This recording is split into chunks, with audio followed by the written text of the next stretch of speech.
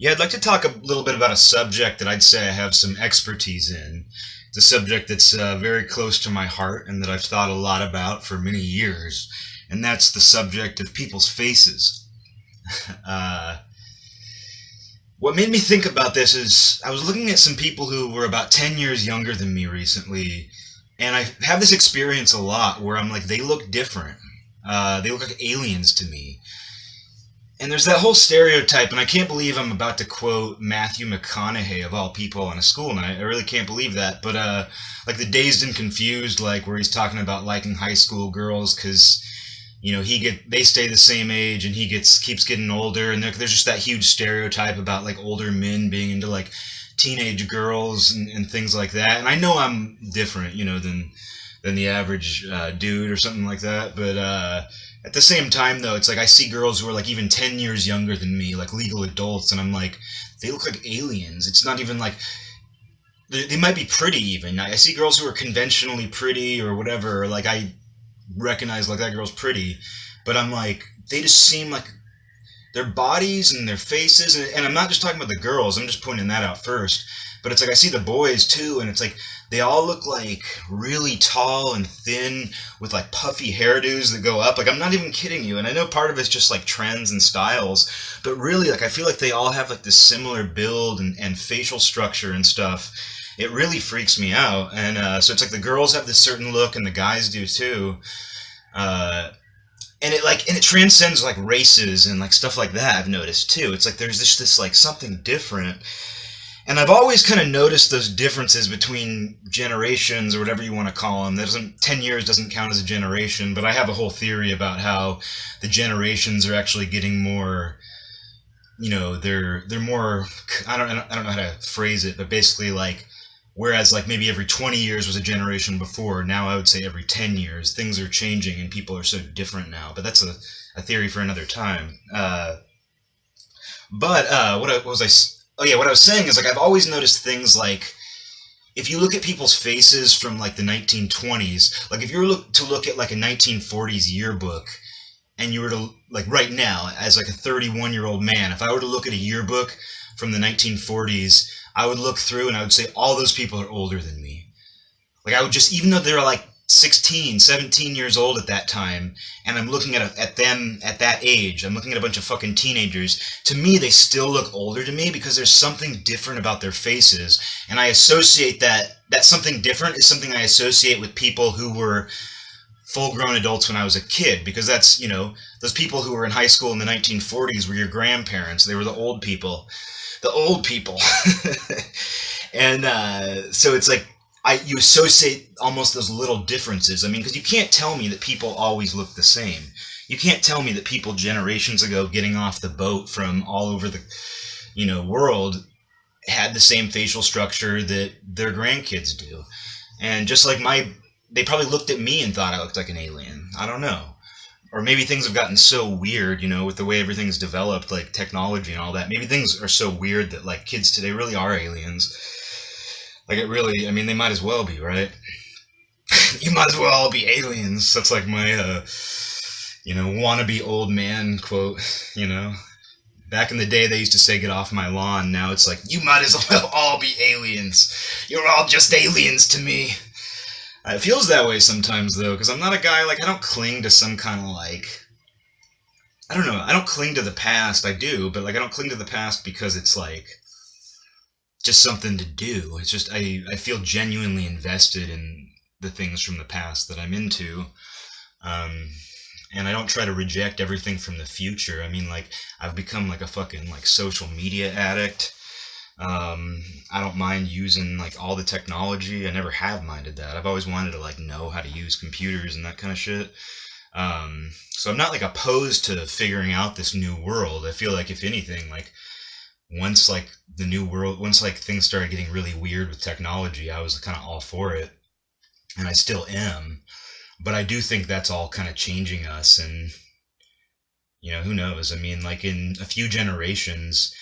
Uh, Maybe my theory will be proven by some scientist that like people entire generations have these distinct looks, and now we have this age of like girls who look like ET, with long hair, and guys who look like, I don't even know, they're like weird Lurch from the Addams Family, but with like puffy hair and no sides. Like the sides of their head are all shaved, and they all have just like puffy hair. Like it doesn't even matter. Like, you know, I don't know if they have curly hair, it's really puffy. But like even guys with straight hair, still just like this big puff, man. I swear to God, just look around. Next time, go to a mall and look around, and you'll just see all these types of people. And I noticed it too. I made a little video on Instagram making a joke about Tinder, how it's all 21-year-old bud tenders, because that's the term for like people who work in the weed stores that are legal now. They call themselves bud tenders, which it sounds like butt tender, because you think about like B-U-D-T, bud tender. Like usually when a D comes before a T, the D is silent. You know, it's like, I don't know if that's Germanic or what it is, but it's like, so really it's like you want to say butt tender, and the D gets lost, you know, butt tender. But anyway, it's all 21-year-old bud tenders. I was like, whoa, that's like, and every girl had that look that I'm talking about. I was just like, what? And then they also have all these, every girl too, or I'd say like half the girls have some kind of app. Like they have at least one picture with an app, like where it either gives them like an animal snout and like, or makes their eyes really big and makes them look like a doll, and they already look like dolls, so you end up looking at this weird thing. And then like thinking about those people from the 1940s yearbook, like imagine that someday their grandchildren or great grandchildren would be like looking for a love partner on a fucking phone, swiping left, swiping right, and looking at like these distorted versions of them with like animal snouts. Like it really is weird. That's what I'm talking about. Like things are so fucking weird that we can't deny it. And we can't deny that that's probably having an effect on all kinds of things that we're completely unaware of, including our faces. And maybe that's true. You know, this is kind of out there. It's probably not a scientifically, we haven't developed the science to prove this theory yet, but maybe like fucking around with your face in an app over and over again, and like doing that, and like making faces for selfies and then manipulating them, maybe that will like somehow mentally cause your face to change. It's almost like the modern version of like if you like hold your eyes down like this, they say they'll stay that way forever. You remember that? Like, if you do that with your eyes, like they're going to stay that way forever.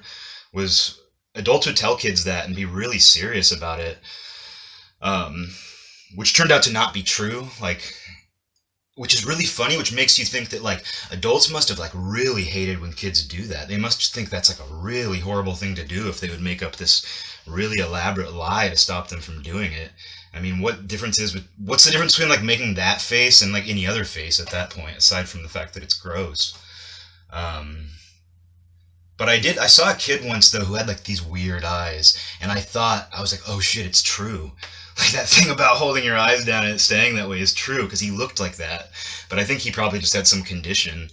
And like thinking about it right now, like, oh man, that kid. But anyway, like maybe those apps and stuff, that's the modern day version of that. And I'm just saying, like, if you keep giving yourself anime eyes and animal snouts in those apps, if you keep doing that in them apps, your face is gonna stay like that forever.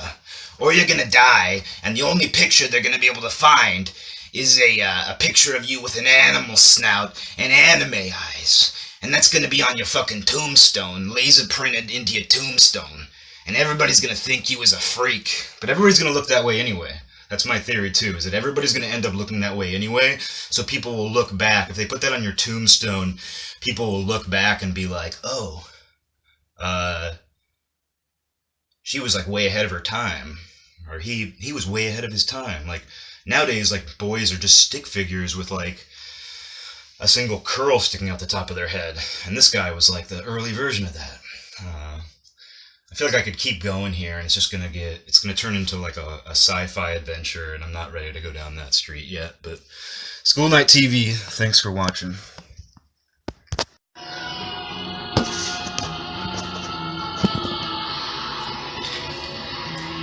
Something that I'd like to talk a little bit about is the subject of anxiety, and specifically how anxiety manifests for me personally. I guess I'm fortunate in that I haven't really had to deal with a lot of depression. Usually depression and anxiety go hand in hand, at least for people I know. But I've just got the anxiety on my side, and depression has always been kind of circumstantial, or I'll kind of willingly go into a depressive mode. We all know, kind of how that goes. But fortunately, it's always been kind of a willing or circumstantial depression. But anxiety is something that sometimes just hits me, and I don't know. It doesn't make me feel weak or pathetic. It makes me feel restless. It makes me feel. I get this feeling in my arms. I don't know how to describe it. My arms feel a little light, and it's just there.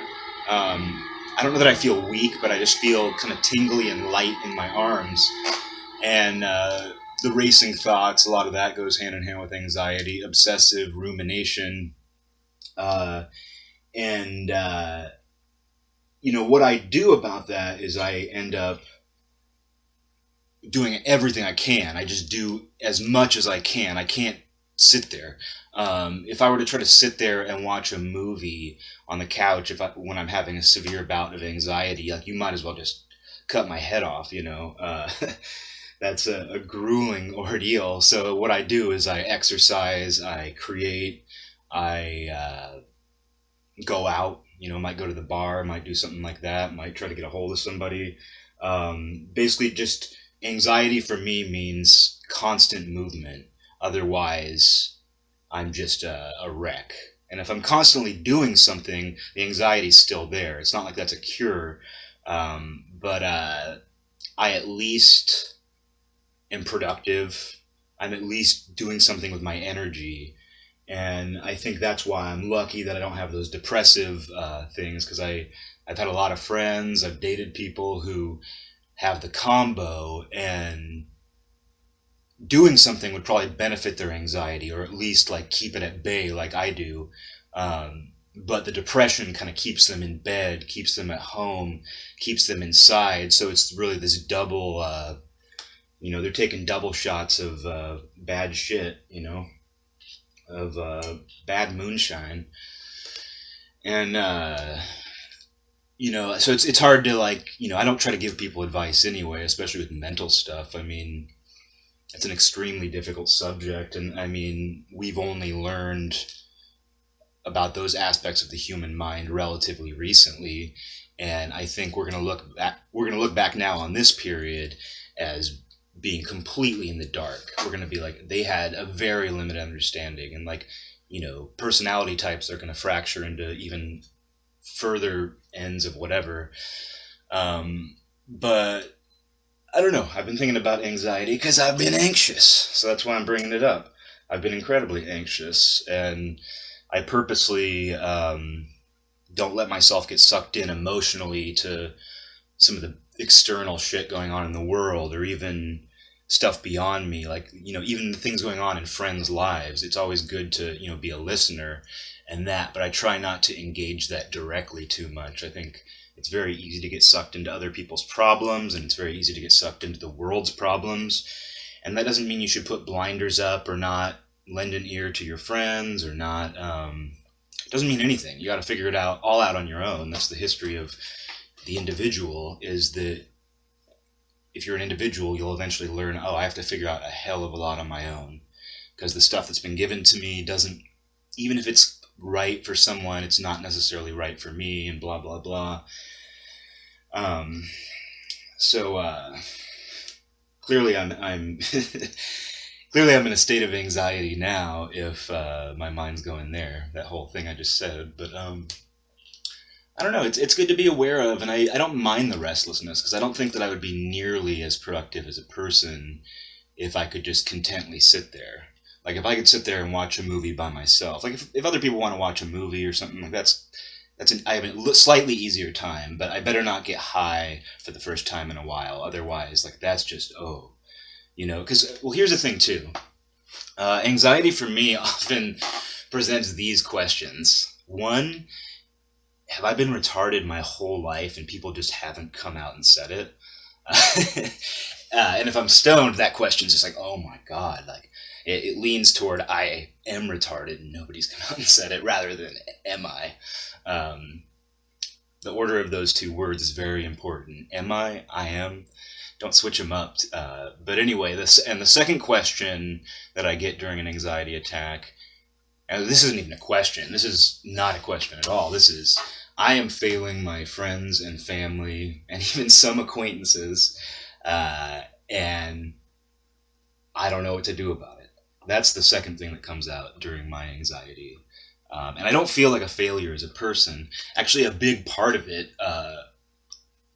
of feeling like I've failed people or I'm failing people, comes from pride. It comes from narcissism. I don't think of myself as a narcissist, but I mean, I definitely fall into, cycles of narcissism and all that bullshit.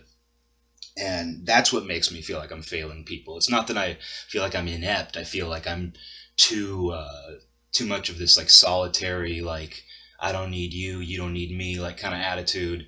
And that's where I feel like I fail people sometimes. And I think I probably do. But when you're having an anxiety attack, you're consumed by that feeling, and it feels like that's just who you are and where you are, and you can't really break through it until a little bit of time passes. And those two ideas are very closely related, let me add. The am I retarded question and I'm failing everyone. Those questions are often very closely related when you're sitting there asking yourself them. But yeah, no, I do appreciate the restlessness, and I feel like it's part of who I am. But it would be nice to just shut it off. It'd be nice to be able to shut it off and sit there and just like watch movies, watch TV. Because I do watch TV and watch that stuff, like even when I'm just by myself, but I have to be doing something else while I'm doing it. I have to be either drawing or painting or playing guitar. I have to be doing something productive. And it's that constant need to be productive that I'm happy I have, but it really does come at a price. And, the price is, it's a strain on relationships. It's a strain on everything because